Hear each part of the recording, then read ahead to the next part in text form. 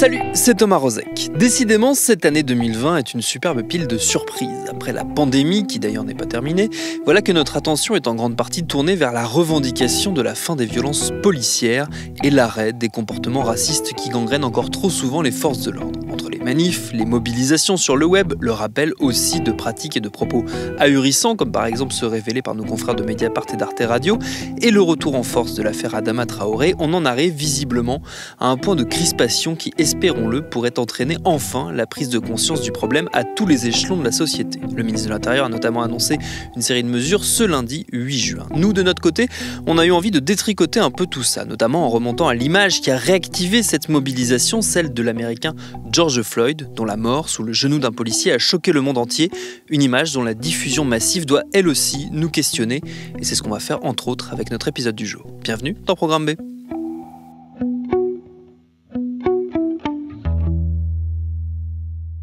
Entre autres, car d'abord, essayons de débrouiller un peu tout ça. Car en réalité, si la mobilisation contre ces brutalités policières prend en France de l'ampleur, c'est du fait du télescopage de plusieurs actualités, parmi lesquelles deux nouvelles pièces dans le déjà très épais dossier Adama Traoré. Alors on va pas refaire la totalité de l'affaire ici, d'autant qu'on l'a déjà fait dans le détail il y a quelques mois dans un épisode de Programme B publié le 4 mars 2020 et qui s'appelle Adama, une histoire de la violence. Très rapidement, disons que la justice et la famille d'Adama Traoré s'opposent depuis des années sur les conditions dans lesquelles ce jeune homme en bonne santé est mort durant son interpellation le 19 juillet 2016 dans le Val d'Oise.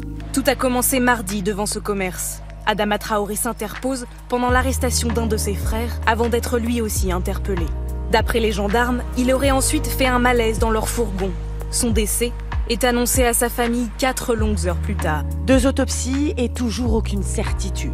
Les enquêteurs n'ont toujours pas réussi à déterminer les causes exactes de la mort d'Adama Traoré. Depuis donc, la vérité peine à voir le jour, d'autant que les autorités n'ont eu de cesse de défendre à coups d'expertise la théorie d'une mort liée non pas à l'arrestation en elle-même, mais à des pathologies cachées dont le jeune homme aurait été porteur et qui auraient décompensé ce jour-là. Une théorie, une nouvelle fois soutenue par un rapport publié le 29 mai 2020, une expertise médicale commandée par les magistrats en charge du dossier, immédiatement contrée par un second rapport publié le 2 juin 2020, quelques jours après, commandé celui-là par la famille d'Adama, qui réaffirme que c'est bien l'interpellation, et notamment la technique tristement célèbre du plaquage ventral, qui a causé la mort du jeune homme.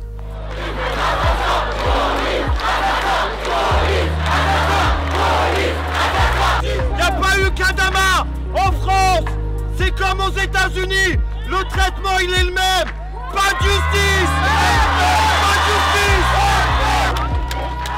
À cette remise en avant de cette histoire emblématique des brutalités policières dans les quartiers populaires s'ajoute bien évidemment l'année 2018-2019 marquée par un regain de tension dans les rues lors de l'épisode des Gilets jaunes où l'application très controversée de techniques et d'engins très violents ont réveillé bon nombre de consciences, on en a déjà parlé. S'ajoute aussi l'histoire très choquante révélée par nos confrères du Bondi Blog du tabassage en règle qu'a subi Gabriel, 14 ans, après une tentative de vol de scooter pour laquelle des policiers l'ont expédié à l'hôpital avec 4 dents cassées et une fracture de l'orbite. C'était fin mai 2020, mais aussi et surtout donc, à tout ça s'ajoute l'affaire George Floyd. It's a Monday evening in Minneapolis. Police respond to a call about a man who allegedly used a counterfeit $20 bill to buy cigarettes. 17 minutes later, the man they are there to investigate lies motionless on the ground and is pronounced dead shortly after. The man was 46-year-old George Floyd.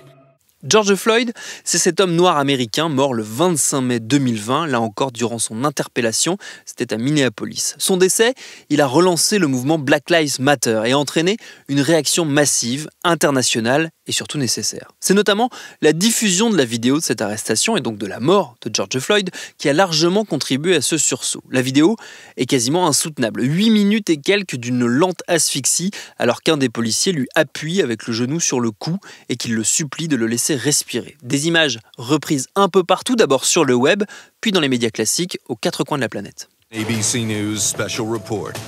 Good afternoon. We're coming on the air now with breaking news in the killing of George on Memorial Day. There you see him right there, his death.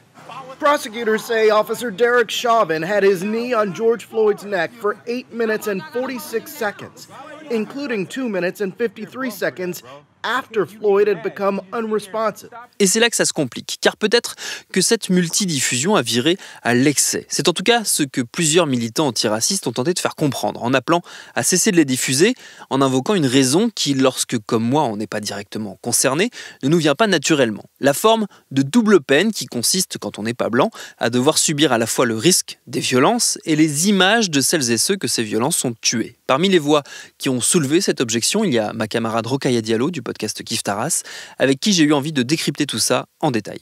La question de l'existence de la preuve est extrêmement importante. Donc le fait que les images existent pour permettre de mettre en cause les auteurs de ce crime, c'est extrêmement important. Maintenant, pour moi, la question qui se posait, c'était vraiment la question de la circulation de ces images. Parce qu'on assiste en fait à la mise à mort d'un homme qui est supplicié et on ne se rend pas compte de l'effet que ça peut produire psychologiquement pour les personnes qui non seulement sont potentiellement victimes du racisme, mais qui auraient pu être à sa place. Et pour moi, ça faisait écho à de nombreuses choses. La première, c'est la question historique, c'est-à-dire que la circulation de ces images, en fait, elle n'est pas nouvelle. Depuis plusieurs siècles, les images de noirs suppliciés, notamment lors de la période de l'esclavage, mais aussi de la ségrégation aux États-Unis, les images de lynchage, en fait, ont fait l'objet d'impressions photographiques et en fait étaient diffusées comme des cartes postales. La mort des Noirs était un spectacle qui, à la fois, était destiné à divertir les personnes blanches et à d'une certaine manière, les maintenir dans leur position de suprématie, mais aussi à terroriser les Noirs. Et pour moi, le fait que cette image soit diffusée de manière aussi légère participe en fait à la terreur qui circule au sein des communautés noires. Et ça m'a gênée. L'autre chose qui m'a gênée, c'est qu'on sait en fait que des Noirs meurent entre les mains de la police. Aux États-Unis, mais pas seulement, on le sait depuis très longtemps. Et ce que je ne comprends pas, c'est pourquoi on a besoin d'assister à cette exécution pour croire les personnes.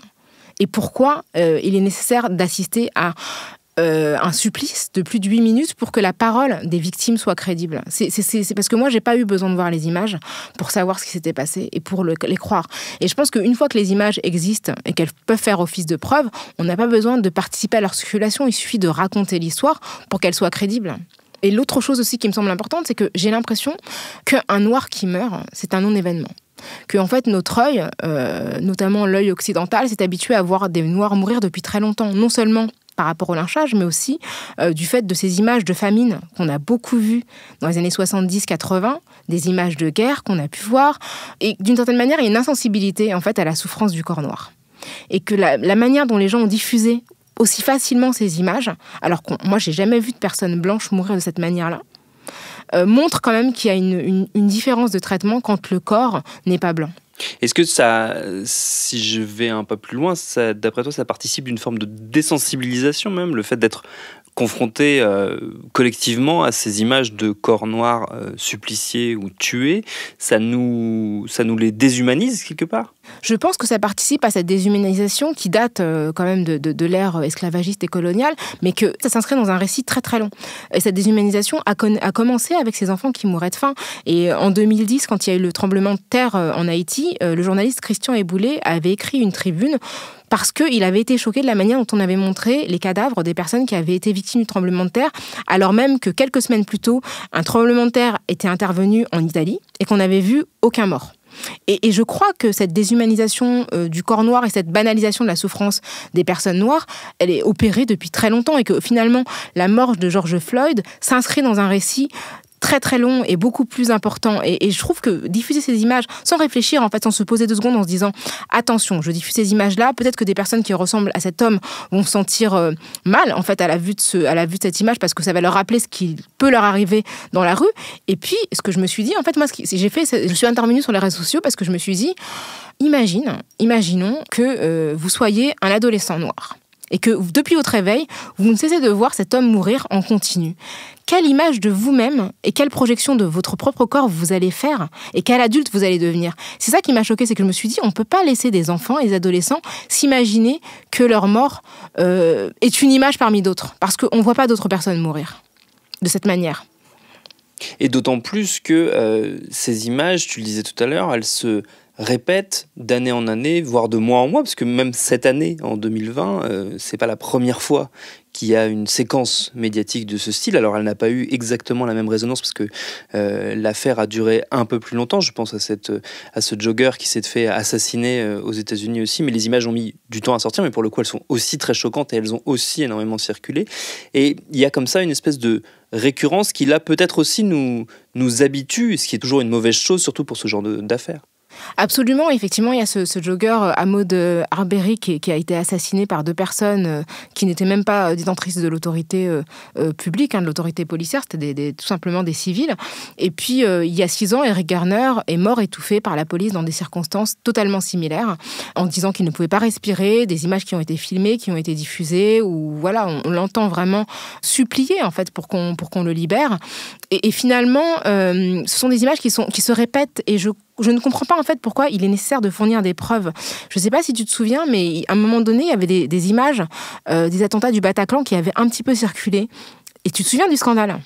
C'est-à-dire qu'on sait, on sait que ces personnes sont mortes et je pense que les familles avaient besoin qu'on respecte leur intégrité et leur mémoire parce que quand on est membre de la famille de quelqu'un qui meurt de manière aussi brutale et aussi horrible, on n'a pas envie que le monde entier ne se souvienne que de la personne dans cette position. Et je trouve qu'une fois qu'on a compris que George Floyd est mort de manière brutale et de manière atroce, il suffit de tout simplement raconter l'histoire ou de s'indigner sans soi-même avoir besoin de participer à cette narration. Et moi, de voir ces images dans des JT, franchement, je comprends pas en fait. Je me dis, mais c'est quand même des images qui sont diffusées sans avertir qui que ce soit et sans imaginer la manière dont ça va affecter psychologiquement les gens. Et moi, je te cache pas qu'autour de moi, j'ai énormément de gens noirs qui sont totalement déprimés en fait depuis une semaine. Parce que en fait, c'est une agression supplémentaire par rapport à un phénomène qu'on connaît déjà, qui est le racisme. On n'a pas besoin qu'on nous rappelle tous les jours qu'on peut mourir comme ça, sous le genou d'un policier qui en plus pose presque pour la caméra et qu'en plus cette image-là sera diffusée de manière massive sans que personne se dise c'est un homme qui est en train de mourir en fait. Et peut-être qu'un des problèmes dans cette diffusion, je pense notamment, tu parlais des journaux télévisés, c'est le fait qu'il y a assez peu de personnes concernées directement dans les équipes ou dans les personnes qui décident des images qui sont diffusées sur ces très très larges plateformes, qui a en gros un problème de représentation aussi peut-être. Je pense qu'il y a un problème de représentation et malheureusement c'est très très triste à dire, mais je pense qu'il y a un problème d'empathie. Je pense qu'on ne vit pas la violence de la même manière quand on n'arrive pas à s'identifier au corps. Et je pense que la sensibilité par rapport à la mort des personnes noires est différente quand elle est filtrée par une expérience raciale différente. Et que beaucoup de personnes ne s'identifient pas à George Floyd parce que, au fond, ils savent que ça ne leur arrivera pas. Et donc, il y a une sympathie, mais il y a une absence d'empathie par rapport à d'autres personnes qui se projettent ou peuvent projeter des membres de leur famille, de leur entourage, et qui du coup vivent les choses beaucoup plus douloureusement. Et je pense qu'effectivement, si les personnes qui décidaient de la diffusion des images étaient majoritairement noires, peut-être qu'il y aurait eu davantage de sensibilité par rapport aux effets que peuvent produire ces images. Je pense que quand on est soi-même parent d'enfants noirs, on fait peut-être plus attention à la circulation de ce genre d'images parce qu'on peut imaginer les effets que ça peut produire sur ses propres enfants et sur leur estime d'eux-mêmes et sur la valorisation qu'ils font de leur propre humanité.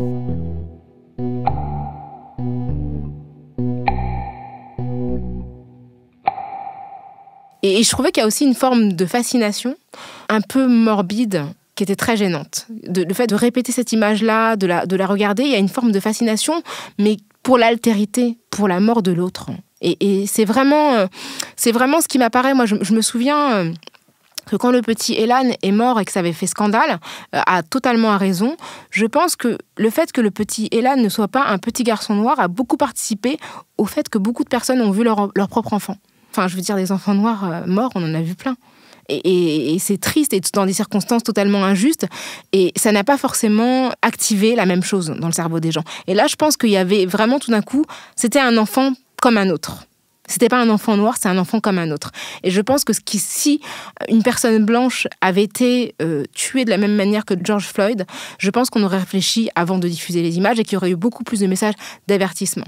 Oui, il y a quelque chose une forme d'exotisme malsain dans le regard qui se porte. Moi, c'est comme ça que je le perçois, en tout cas quand je vois les commentaires ou la manière dont c'est diffusé. On me présente ça comme quelque chose, oui, d'exotique, d'étranger, qui ne peut pas nous arriver. Exactement, c'est une distance. C'est une distance avec des images qui indignent, mais qui indignent comme la mort d'une personne qui reste éloignée.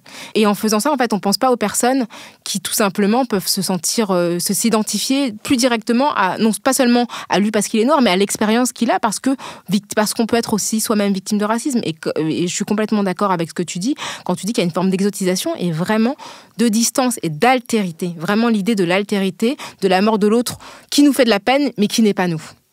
Ce que moi je n'arrive pas à résoudre encore comme équation, c'est comment on fait pour justement éviter de participer de ce côté morbide, cette diffusion d'images, tout en alertant, tout en aidant à la prise de conscience sur les problèmes systémiques de racisme, que quelque part cette vidéo aide à dénoncer. Je ne sais pas si ma question est très claire, mais comment on alerte sans diffuser ?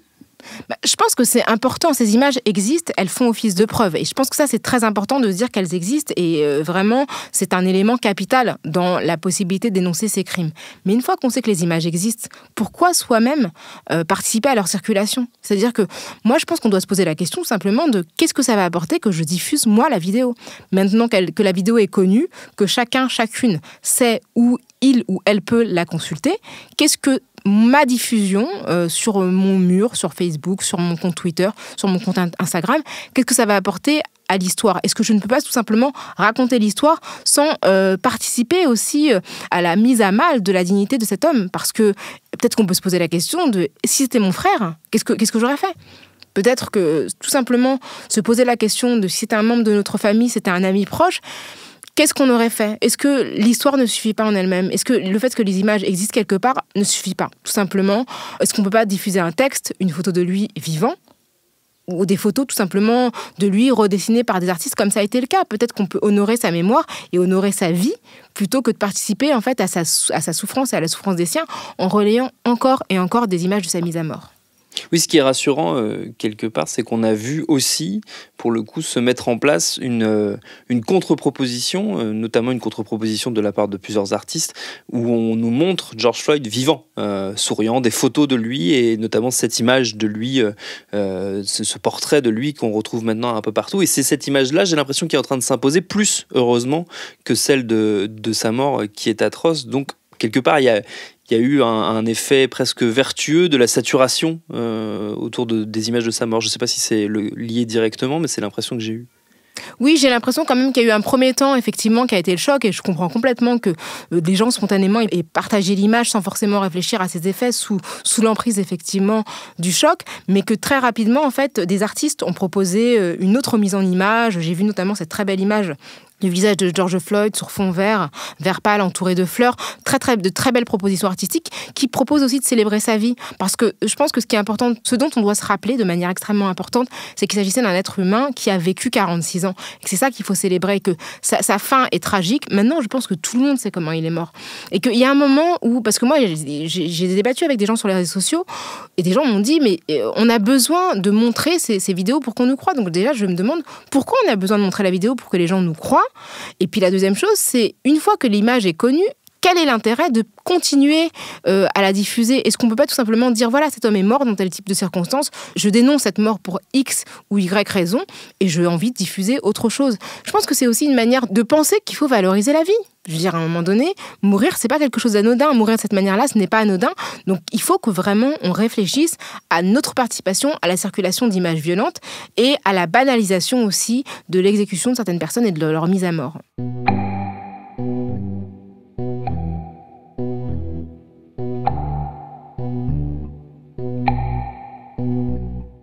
Et par ailleurs, sur la question plus générale des violences policières en France, je vous renvoie aussi à l'un des derniers épisodes de Kif Taras, le podcast que Rokhaya anime avec Grasly, l'épisode 39 du 17 mars 2020 baptisé « Police, violence, une histoire commune ». Merci à Rokhaya Diallo pour ses réponses. Programme B, c'est un podcast de Binge Audio préparé par Lauren Bess, réalisé par Mathieu Thévenon. Abonnez-vous sur votre appli de podcast préféré pour ne manquer aucun de nos épisodes. Abonnez-vous aussi à Kif Taras si ce n'est pas déjà fait. Facebook, Twitter, Instagram si vous voulez nous parler. N'oubliez pas de bien vous laver les mains, de respecter les gestes barrières et de ne pas faire comme si la pandémie s'était tout bonnement envolée. Et à demain pour un nouvel épisode.